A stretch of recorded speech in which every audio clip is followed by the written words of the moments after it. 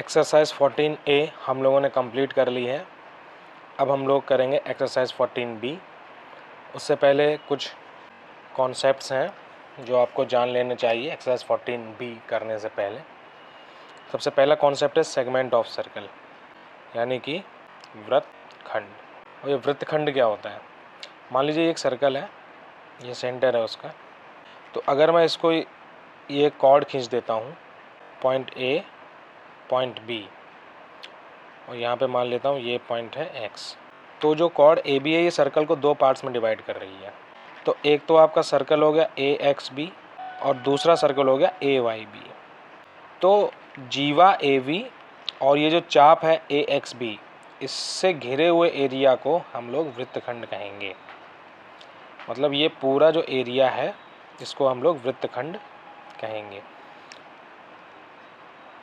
ABX ये वृत्तखंड है, यानी कि सेगमेंट ऑफ सर्कल है। उसी तरह दूसरा सेगमेंट ये हो गया AYB।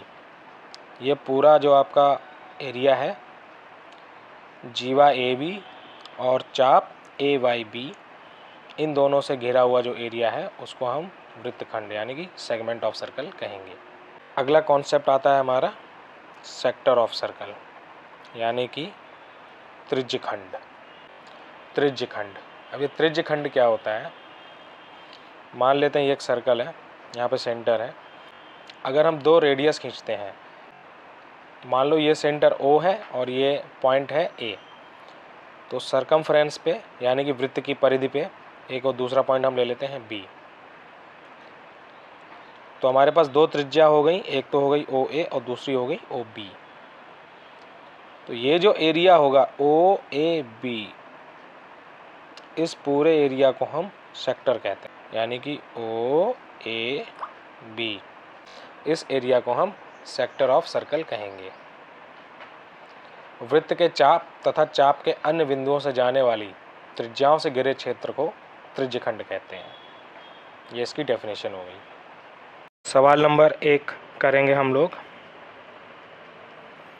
पार्श्व चित्र में बिंदु O वृत्त का केंद्र है। ये हमें वृत्त दे रखा है, ये हमें O केंद्र दे रखा है। DE जीवा है, DE,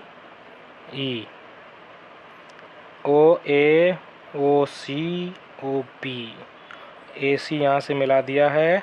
ये पॉइंट यहाँ पे Y दे रखा है, यहाँ पे R दे रखा है, यहाँ पे X दे रखा है। तो हमसे पूछ रहा है अपनी अभ्यास पुस्तिका पर चित्रानुसार 5 त्रिज्यखंड और उनके संगत वृत्तखंड लिखिए। तो उन्होंने एक एग्जाम्पल भी दिया है, ये देखिए। एक त्रिज्यखंड OA OB तथा चाप AXB से घिरा। OA OB तथा चाप AXB से घिरा, ये एक त्रिज्यखंड हो गया है। इन्होंने एक सवाल में हमको दिया है, एक ये त्रिज्यखंड हो गया। अब इसी के संगत वृत्तखंड जीवा AB तथा AXB चाप से घिरा है। जीवा AB तथा AXB चाप से घिरा है, मतलब ये वाला ये वृत्तखंड हो गया ये। तो इसी तरह ये इन्होंने एक एग्जाम्पल दिया है। इसी तरह हमें 5 त्रिज्यखंड और उन्हीं के संगत 5 वृत्तखंड के नाम लिखने हैं। तो इस सवाल में हम लोग इस तरह की एक टेबल बना लेंगे। यहाँ पे लिख लेंगे सेक्टर यानी कि त्रिज्यखंड, और यहाँ पे लिख लेंगे सेगमेंट यानी कि संगत वृत्तखंड। तो देखते हैं सबसे पहले त्रिज्यखंड कौन कौन से हमको दिख रहे हैं। एक हमको त्रिज्यखंड दिख रहा है, यानी कि सेक्टर OB OC और BYC, ये हमको एक त्रिज्यखंड दिख रहा है। तो ये त्रिज्यखंड का नाम हम देंगे OBYCO, ये एक त्रिज्यखंड हो गया। अब इसी के संगत हमें एक वृत्तखंड लिखना है। तो अगर हम B और C मिला देंगे, अगर हम B और C मिला देंगे तो ये एक वृत्तखंड हो जाएगा, BC BYC से घिरा क्षेत्र। यहाँ पे हम लिख लेंगे BCYB।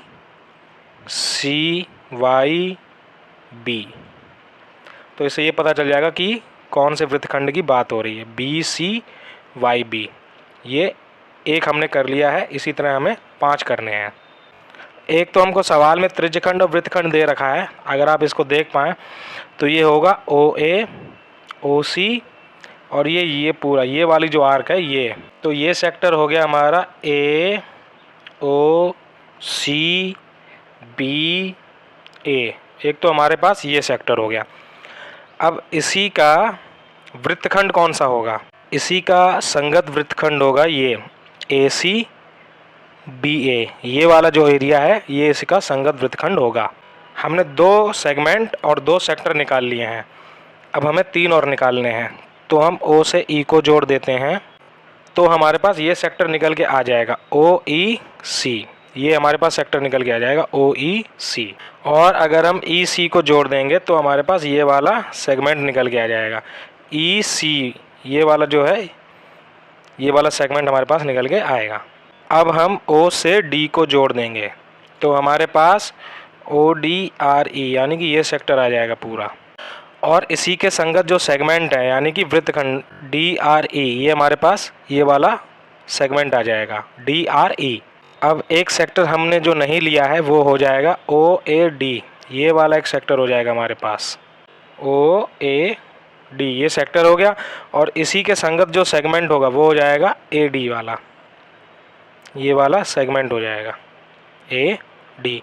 तो हमने 5 सेक्टर और 5 सेगमेंट इस सवाल के निकाल लिए हैं।